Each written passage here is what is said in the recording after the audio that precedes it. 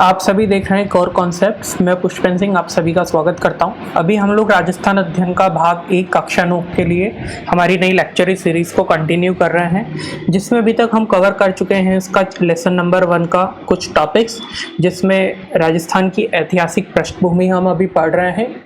अगर आप राजस्थान के आरपीएससी के लिए कोई सी भी एग्जाम कॉम्पिटिशन एग्जाम के लिए प्रिपेयर कर रहे हैं तो आपको पता होगा कि सबसे पहले राजस्थान अध्ययन की किताबें आती हैं, जो बेसिक्स किताबें हैं, जिसके 4 भाग हैं। भाग 1, 2, 3, 4 जो कि क्लास 9, 10, 11, 12 की किताबें हैं। अगर आप इनको पहले कवर कर लेते हैं तो आपको कंपटीशन एग्जाम्स में डायरेक्ट क्वेश्चन इन्हीं किताबों से कई बार देखने को मिले हैं, और हर बार किसी न किसी एग्जाम में, भले वो आरएस का प्रीलिम्स हो या फिर पटवारी हो, एलडीसी हो, हाई कोर्ट हो, कोई सा भी एग्जाम होगा तो आपके लिए ये कोर्स बहुत ही बेनिफिशियल होने वाला है। अगर ये कोर्स नहीं देखा है या फिर आपने ये किताबें नहीं पढ़ी है तो हम इस टाइप में रिवीजन टाइप से कर रहे हैं, और बहुत इंपॉर्टेंट टर्म्स, मतलब किताबों में तो बहुत ज़्यादा दिया होता है, जो इंपॉर्टेंट टर्म्स है only exam point of view से हम उसको कवर कर रहे हैं। और कुछ टॉपिक्स हमने इसके पहले चैप्टर के ख़त्म कर लिए थे, जैसे कि जिसमें राजस्थान का परिचय था, जिसमें पृष्ठभूमि बनाई थी कि राजस्थान में कहाँ से लोग आए, कैसे कैसे उसका नामकरण हुआ राजस्थान का, यहाँ पे जनपद वगैरह के बारे में पढ़ा। ठीक है, मौर्य काल का राजस्थान में क्या रोल रहा। उसके बाद में हमने सभ्यताएं देखी, राजस्थान में कौन कौन सी सभ्यताएं पनपी, जैसे कि कालीबंगा हुई, आहड़ हुई, बैराट हुई। उसके अलावा छोटी छोटी सभ्यताएं जो नाम हमने थोड़े उनके देखे थे। उसके बाद में हमने पूर्व मध्यकालीन राजस्थान को पढ़ा, जिसमें हमने राजपूतों की उत्पत्ति के बारे में पढ़ा कि कौन से एरिया में कौन कौन से राजवंश यहाँ पे हुए थे, जैसे कि गुर्जर, प्रतिहार, राठौड़, कछवा और गुहिल वंश, चौहान वंश, अलग अलग एरिया पे इन्होंने राजपाट किए थे। और कौन कौन से इतिहासकारों ने इन राजपूतों की उत्पत्ति को कैसा कैसा बताया है, उनका वर्णन किया है। ठीक है, अब हम लोग यहाँ पर पढ़ने वाले हैं हमारा अगला पार्ट। अभी हमने पूर्व मध्यकालीन इतिहास पढ़ा था, अब हम मध्यकालीन राजस्थान पढ़ेंगे, जिसके अंदर हम अलग अलग राजवंश के बारे में पढ़ेंगे। जैसे कि मेवाड़ हो गया तो उसके सिसोदिया वंश हुआ, मारवाड़ हो गया तो राठौड़ वंश हुए। ठीक है, तो आज का लेक्चर अपना शुरू करते हैं। तो पहला हमारा टॉपिक है आज का मध्यकालीन राजस्थान के गौरवशाली पक्ष, या मतलब इसमें थोड़ा सा सब टॉपिक है ये। इसमें सिर्फ ये बताया गया है कि राजपूतों का उदय तो राजस्थान में हो ही गया था, फिर जो मध्यकालीन राजस्थान है, जिसका टाइम पीरियड हम कह सकते हैं 11वीं 12वीं शताब्दी से लेकर 18वीं सदी तक, हम इसको मेडिवल हिस्ट्री के नाम से जानते हैं, मध्यकालीन इतिहास का। ठीक है, तो इसमें कैसे कैसे कौन कौन से राजपूत का अलग अलग वंश यहाँ पे आए, तो जिसमें खूब सारे अलग अलग राजा हुए यहाँ पे, जैसे कि राणा कुंभा हो गए, राणा सांगा हुए, महाराणा प्रताप हुए, रावचंद्र सेन हुए। ठीक है, तो एक एक करके हम सभी के बारे में पढ़ेंगे, जिसमें हम उन राजाओं के बारे में भी पढ़ेंगे, उनके राजपाट के बारे में पढ़ेंगे, जो जो इम्पोर्टेंट चीज़ें हैं वो सब हम कवर कर लेंगे। ठीक है, तो सबसे पहले हम हमारा देखते हैं गुहिल या सिसोदिया वंश। ठीक है, गुहिल वंश के बारे में हमने पढ़ा था कि गुहिल वंश की स्थापना गुहिलादित्य के द्वारा करी गई थी, तो आगे चलकर यही सिसोदिया वंश कहलाया। ठीक है, तो जब हमने देखा कि 13वीं शताब्दी के आते आते यहाँ पर रावल रतन सिंह का राज हुआ करता था। ठीक है, मेवाड़ के गुहिल शासक रतन सिंह 302 से 303 के समय शासक था। तो इसी टाइम पे सुल्तान अलाउद्दीन खिलजी ने चित्तौड़ पर आक्रमण कर दिया था। ठीक है, पद्मावत मूवी आपने देखी होगी, मलिक मोहम्मद जायसी ने पद्मावत लिखी थी। ठीक है, पद्मावत ग्रंथ लिखा था। तो ये सीधे सीधे क्वेश्चन आता है कि पद्मावत ग्रंथ किसके द्वारा लिखा गया था, तो मलिक मोहम्मद जायसी के द्वारा पद्मावत ग्रंथ लिखा गया था। तो जब अलाउद्दीन खिलजी ने आक्रमण किया चित्तौड़ पर, तो बदले में रानी पद्मावती की मांग करी थी। तो यहाँ पर शाखा होता है, ठीक है, जो चित्तौड़ का पहला शाखा था, जिसमें 1600 स्त्रियों ने जोहर किया था, और अलाउद्दीन खिलजी ने यहाँ पर हिंदुओं का कत्लेआम कराया, जिसमें लगभग 30,000 हिंदुओं का कत्लेआम हुआ। और अलाउद्दीन खिलजी ने चित्तौड़ का नाम बदलकर खिजराबाद कर दिया था। ठीक है, चित्तौड़ का नाम क्या कर दिया गया, खिजराबाद। और ये राजस्थान का या फिर चित्तौड़ का प्रथम शाखा था। ठीक है, राजस्थान का नहीं, चित्तौड़ का प्रथम शाखा था, जिसमें हमने गोरा बादल की भी भूमिका देखी, बहुत वीर थे वो। पूरी कहानी में हम नहीं जाएंगे। ठीक है, इंपॉर्टेंट हम राजा देख रहे हैं। तो रावल रतन सिंह के बाद में आता है राणा लाखा। ठीक है, बीच में एक राणा हम्मीर की भी कहानी पढ़ेंगे हम, वो रणथंभौर जाएंगे जब पढ़ेंगे कि सिसोदिया वंश के सरदार हम्मीर ने मेवाड़ को दयनीय स्थिति से उबारा था। ठीक है, उसके बाद में जो इंपॉर्टेंट शासक हुए वो थे राणा लाखा। इनका टाइम पीरियड है 1382 से 1421। ठीक है, इन्होंने उदयपुर की पिछोला झील का बांध बंधवाया था। तो राणा लाखा ने क्या इंपॉर्टेंट काम करा, जो पिछोला झील पर बांध बंधवाया था राणा लाखा ने, और मेवाड़ की आर्थिक स्थिति को सुधारा। और लाखा के पुत्र हुए मोकल। ठीक है, तो मोकल के टाइम पीरियड पर क्या कुछ हुआ। अब इनकी आप वंशावली देख सकते हैं कौन कौन से राजा हुए। तो राणा लाखा के पुत्र हैं मोकल। ठीक है, लाखा के पुत्र मोकल ने मेवाड़ को बौद्धिक तथा कलात्मक प्रवृत्तियों का केंद्र बनाया था, और इन्होंने समीघेश्वर मंदिर या फिर त्रिभुवन नारायण मंदिर का जीर्णोद्धार कराया। तो ये क्वेश्चन आता है कि त्रिभुवन नारायण मंदिर का, सबसे पहले क्वेश्चन आता है कि ये मंदिर है कहाँ, तो ये चित्तौड़ के अंदर है। फिर त्रिभुवन नारायण मंदिर या फिर समीघेश्वर मंदिर, इसका जीर्णोद्धार किसके द्वारा कराया गया था, तो राणा मोकल के द्वारा इसका जीर्णोद्धार कराया गया। और इन्होंने एकलिंग जी के मंदिर के चारों ओर भी परकोटा बनाया था। एक सुरक्षा प्राचीर बनाई गई मोकल के द्वारा। ठीक है, वो एकलिंग जी के मंदिर के चारों ओर सुरक्षा प्राचीर बनाई, तो किसने बनाई, महाराणा मोकल ने। ठीक है, अब मोकल के पुत्र हुए राणा कुंभा। जो सबसे प्रतापी शासक हुए मेवाड़ के वो थे महाराणा कुंभा। ठीक है, इनका टाइम पीरियड है 1433 से लेकर 1468 तक। मेवाड़ में राजनीतिक, साहित्यिक और सांस्कृतिक उन्नति के लिए महाराणा कुंभा को जाना जाता है। ठीक है, इन्होंने बहुत सारे ग्रंथ लिखे और ये युद्ध कला में भी कौशल थे, बहुत सारा काम किया था राणा कुंभा ने, खूब सारे, मतलब कहा जाता है कि मेवाड़ के राज्य में टोटल 84 गढ़ थे, 84 किले थे, 84 किले दुर्ग बनाए गए, जिसमें से अकेले राणा कुंभा ने 32 दुर्गों का निर्माण कराया था।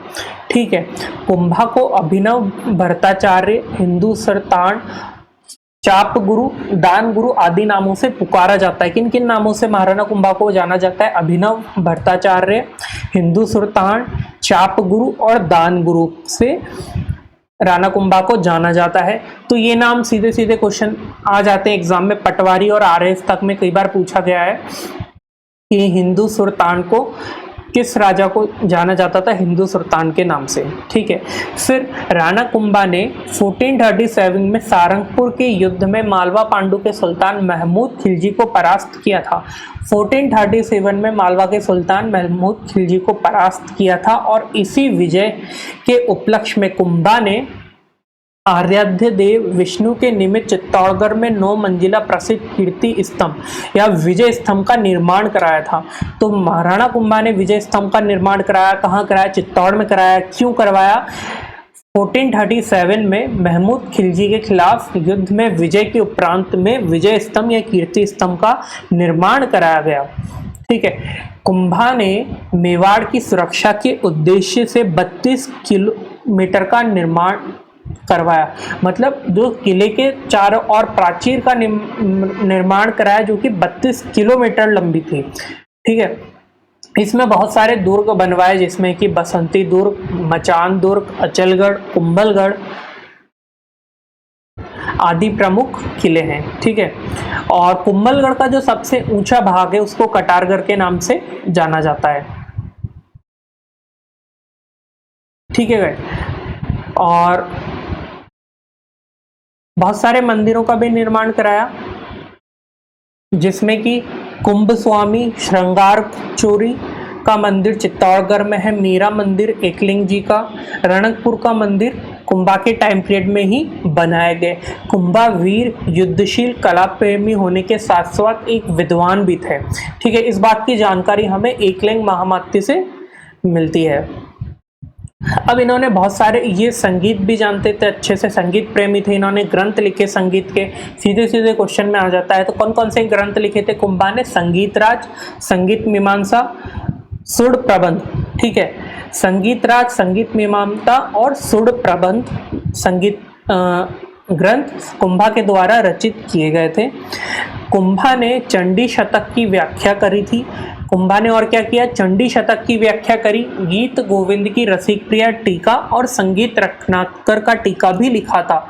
कुंभा ने संगीत राज, संगीत मीमांसा और सुड़ प्रबंध ग्रंथ लिखे। संगीत राज, संगीत मीमांसा और सुर प्रबंध ग्रंथ लिखे। उसी के साथ में चंडी शतक की व्याख्या, गीत गोविंद की रसिक प्रिया टीका और संगीत रत्नाकर का टीका भी कुंभा द्वारा लिखे गए थे। कुंभा ने अपने दरबार में बहुत सारे विद्वानों को शरण दी थी। ठीक है, इसके दरबार के मंडल में बहुत सारे शिल्पी, कवि बहुत सारे थे, जिनका नाम कवि अत्रि, महेश, कान्व व्यास थे। अत्रि और महेश ने कीर्ति स्तंभ प्रशस्ति की रचना करी थी। मतलब जो अभी हमने देखा 1437 ईस्वी में कुंभा ने महमूद खिलजी के खिलाफ जो विजय हुई थी उसमें कीर्ति स्तंभ बनवाया, तो उस कीर्ति स्तंभ की जो प्रशस्ति बनाई गई थी वो अत्रि और महेश ने ही कीर्ति स्तंभ में प्रशस्ति की रचना करी, तथा कान्व व्यास ने एकलिंग महामत्य ग्रंथ की रचना करी। ठीक है, कान्व व्यास ने एकलिंग महामत्य की रचना करी थी, वहीं अत्रि और महेश ने कीर्ति स्तंभ प्रशस्ति की रचना करी थी। मेवाड़ की वीरों में राणा सांगा आते हैं उसके बाद में। ठीक है, 1509 से, अब एक चीज और बता देता हूँ यहाँ पे, महाराणा कुंभा की हत्या कर दी गई थी, उन्हीं के पुत्र के द्वारा उनको मार दिया गया था। ठीक है, और आगे डिटेल में जाएंगे जब पढ़ेंगे, अभी सिर्फ इतने याद रख लीजिए कि महाराणा कुंभा की हत्या उन्हीं के पुत्र के द्वारा कर दी गई थी। अब मेवाड़ के वीरों में राणा सांगा अगले जो प्रतापी शासक हुए, जिनका टाइम पीरियड 1509 से 1528 तक रहा। ये बहुत ही प्रतापी शासक हुए। ठीक है, सांगा ने गागरोन के युद्ध में मालवा के महमूद खिलजी द्वितीय और खातौली के युद्ध में दिल्ली के सुल्तान इब्राहिम लोही को पराजित किया था। ठीक है, सांगा ने गागरोन के युद्ध में मालवा के महमूद खिलजी द्वितीय को, गागरोन के युद्ध में मालवा के शासक महमूद खिलजी द्वितीय और खातौली के युद्ध में दिल्ली के सुल्तान इब्राहिम लोदी को पराजित किया था। ठीक है, महाराणा सांगा भारतीय इतिहास में हिंदू पद के नाम से विख्यात हैं। राणा सांगा खानवा के मैदान में राजपूतों का एक संघ बनाकर बाबर के विरुद्ध लड़ने आए थे, परंतु परास्त हो गए थे। इनकी खूब सारी कमियां रह गई थी। वैसे तो ये बहुत अच्छे शासक थे, लेकिन राजपूतों में इतनी अच्छी एकता नहीं हो पाई थी। मतलब अलग अलग देखा जाए तो पूरे राजपूताने से हर राजा ने कुछ सैनिकों की टुकड़ियां तो भेजी थी, लेकिन अपनी एक संपूर्ण सेना नहीं भेजी। अगर उस टाइम पीरियड पर अगर ये अपनी संपूर्ण सेना दे देते और ये खानवा का युद्ध जीत जाते, तो फिर मुगलों का शासक यहाँ पर हिंदुस्तान में न होके हिंदुओं का ही शासन रहा होता। लेकिन खैर, अब हमको पढ़ना है खानवों का युद्ध कब हुआ था। 17 मार्च 1527 को हुआ था। ठीक है, खानवा का युद्ध 17 मार्च 1527 को हुआ। इसमें राजपूतों की हार हो गई थी और मुगल जीत गए थे। इसी के साथ में ही एशिया के अंदर मुगलों का शक्ति स्थापित हो गई थी। ठीक है, फिर अगले जो हमारे राजा आते हैं, थोड़े टाइम के लिए सांगा के पुत्र विक्रमादित्य रहे। ठीक है, फिर एक नाम आता है पन्नाधाय का। पन्नाधाय का नाम क्यों इम्पोर्टेंट है? इन्होंने अपने पुत्र चंदन की मृत्यु शैया पर लेटाकर, ठीक है, उदय सिंह को बचाया था। उदय सिंह कौन थे? महाराणा प्रताप के पिता थे, महाराणा उदय सिंह। ठीक है, पन्नाधाय ने अपने पुत्र को बलि चढ़ा दी थी, जिसका नाम था चंदन, और बचाया किसको था? उदय सिंह को। ठीक है, और इनको बचाकर चित्तौड़गढ़ दूर से निकालकर कुंभलगढ़ पहुंचा दिया गया था। वहीं पर फिर इनका लालन पालन किया गया। फिर अगले जो शासक आते हैं वो है महाराणा उदय सिंह, जिनका टाइम पीरियड 1537 से लेकर 1572 तक है। इन्होंने, महाराणा उदय सिंह ने ही उदयपुर की स्थापना करी थी 1559 के अंदर। इन्हीं के समय ने अकबर ने चित्तौड़ पर आक्रमण किया था और इन्होंने अपने मंत्रियों के सलाह पर चित्तौड़ को छोड़कर ये जंगलों में चले गए थे। ठीक है, फिर महाराणा उदय सिंह के बाद में जो अगला शासक आते हैं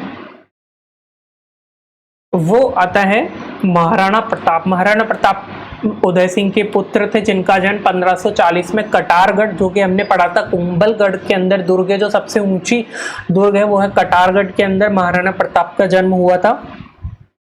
ठीक है, महाराणा प्रताप को पहाड़ी भाग में कीका के नाम से जाना जाता है। ठीक है, क्वेश्चन आता है कीका के नाम से कौन मशहूर है, तो महाराणा प्रताप को कीका के नाम से भी जाना जाता है। महाराणा प्रताप और अकबर के बीच में बहुत से मतलब युद्ध हुआ। अकबर ने अपने अधीन महाराणा प्रताप को लाने की कोशिश करी थी और वो टाइम टाइम पर मतलब अपने किसी न किसी मंत्री को, सेनापति को भेजते रहता था महाराणा प्रताप के पास में। लेकिन महाराणा प्रताप के बारे में हम जानते हैं, इन्होंने ये स्वाधीनता की लड़ाई लड़ी थी। ठीक है, ये अधीन नहीं गए थे मुगल सेना के अंदर और स्वतंत्र रहे थे आजीवन। ठीक है, फिर सबसे पहले इन्होंने हल्दी घाटी का युद्ध हुआ था। कब हुआ था? 18 जून 1586 को। 1576 को 18 जून को हल्दी घाटी का युद्ध हुआ था। ठीक है, जिसमें अकबर का प्रतिनिधि किया था मान सिंह था, जयपुर का राजा मान सिंह, जो कि सेनापति था अकबर की सेना का। और महाराणा प्रताप की सेना तरफ थी एक तरफ, जो कि युद्ध लड़ा गया हल्दी घाटी में, जो कि आजकल जिला राजसमंद के अंदर आता है। ठीक है, तो अब इस युद्ध का परिणाम क्या हुआ था? ठीक है, इतिहासकार डॉक्टर एस गुप्ता के अकॉर्डिंग, ठीक है, नाम याद रखना, according to doctor S Gupta की परिस्थिति और परिणाम को देखते हुए यह कहा जा सकता है कि हल्दी घाटी के युद्ध में अकबर विजयश्री प्राप्त न कर सका। ठीक है, अकबर को विजय प्राप्त नहीं हुई, किसके अकॉर्डिंग? डॉक्टर एस गुप्ता के अकॉर्डिंग। ठीक है, फिर काफ़ी सारी महाराणा प्रताप इस युद्ध से बचकर निकल गए थे। फिर वहाँ पर उनको भामा शाह ने अगर बहुत सारा पैसा दिया था। ठीक है, इसलिए भामा शाह को दानवीर या मेवाड़ का उद्धारक कहा जाता है।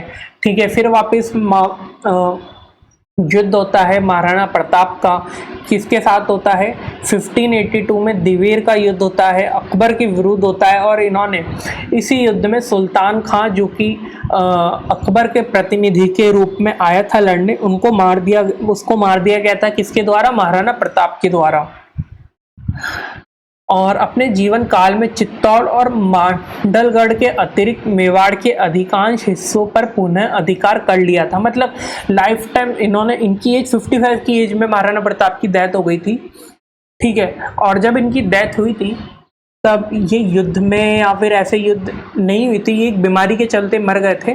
ठीक है, तो इन्होंने सिर्फ चित्तौड़ और मांडलगढ़ 2 किले बचे थे, बाकी मैक्सिमम किले इन्होंने वापस मुगलों के चंगुल से छुड़वा लिए थे और इनके अधीन कर लिए थे।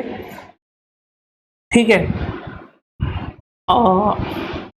और हल्दी घाटी को मेवाड़ की धर्मोपल्ली और कहा जाता है। तो कहा जाता है कि मेवाड़ की धर्मोपल्ली किसे कहा जाता है? हल्दी घाटी को। और मेवाड़ का मैराथन किसे कहा जाता है? वो दिवेर के युद्ध को। तो दोनों क्वेश्चन आते हैं कि मेवाड़ का मैराथन किसे कहा जाता है, तो वो दिवेर के युद्ध को, और मेवाड़ की धर्मोपल्ली वो कहा जाता है हल्दी घाटी के युद्ध को। ठीक है, फिर महाराणा अमर सिंह का टाइम पीरियड आता है। महाराणा प्रताप की मृत्यु के बाद उनके पुत्र अमर सिंह को मेवाड़ की गद्दी पर बैठाया जाता है। फिर इन्होंने संधि कर ली थी महाराणा अमर सिंह ने मुगलों के साथ में। ठीक है, इन्होंने संधि में राजाओं की भांति मुगल दरबार में संधि तो कर ली थी, लेकिन संधि में ये कहा गया था कि ये मुगल दरबार में नहीं जाएंगे और इनकी उपस्थिति में इनकी ओर से, ठीक है, इनका पुत्र जाया करेगा। तो इसी के बाद में महाराणा राज सिंह आते हैं। उनका टाइम पीरियड 1652 से लेकर 1680 तक रहा, जिन्होंने राजसमंद झील की स्थापना करी थी। ठीक है, इतना हमारा मेवाड़ का राज हमने पढ़ा, ये काफ़ी रहेगा आज के लिए। ठीक है, हमने काफ़ी सारे पढ़ लिए। सिसोदिया वंश पढ़ा हमने आज, ठीक है। मैक्सिमम मेवाड़ के जितने भी इम्पोर्टेंट राजा हुए उनके बारे में पढ़ा। तो आगे हम अगले लेक्चर में कछुआ वंश को पढ़ेंगे जो कि जयपुर का राजवंश है। तो आज के लिए इतना ही। अगर आपने पहले वाले लेक्चर्स अभी तक नहीं देखे हैं तो प्लीज़ उनको कंटिन्यू करिएगा, उनको भी देखिएगा। और रिवीजन के लिए पॉइंट ऑफ व्यू से आप इनको इस लेक्चर सीरीज़ को देख सकते हैं, ये बहुत इंपॉर्टेंट रहने वाला है राजस्थान में। अगर आपने अभी तक ये बुक्स नहीं पढ़ी है, राजस्थान अध्ययन भाग 1, 2, 3, 4, तो हम एक एक करके हमारे सारे भाग कवर अप करने वाले हैं।